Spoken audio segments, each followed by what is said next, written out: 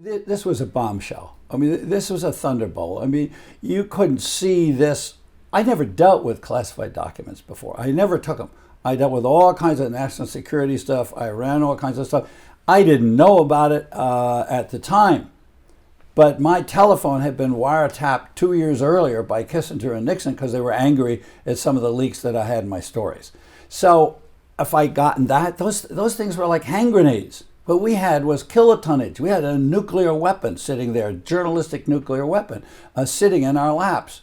And Neil said, why don't we just write a story every day for the next 3 months? I said, Neil, we'll never get it out. The FBI will come in, they'll stop us for it, we'll get it done. And we had to talk to the editors, and the editors said, no, we're going to do it in 10 big chunks. And you had to figure out a way to manage it. And then we had to put all these top secret eyes only.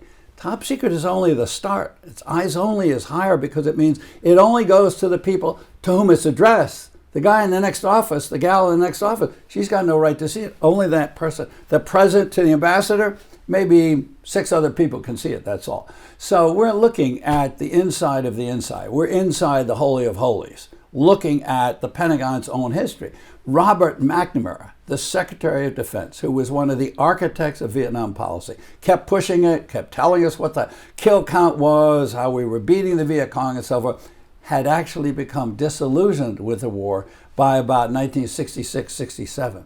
And so he ordered the best and the brightest of the Pentagon to pull the story together to find out what went wrong, why it went wrong, when it went wrong. And he went all the way back to the Eisenhower years in the 1950s, all the way through the 60s, up to 1968. So this was the inside story put together by the insiders.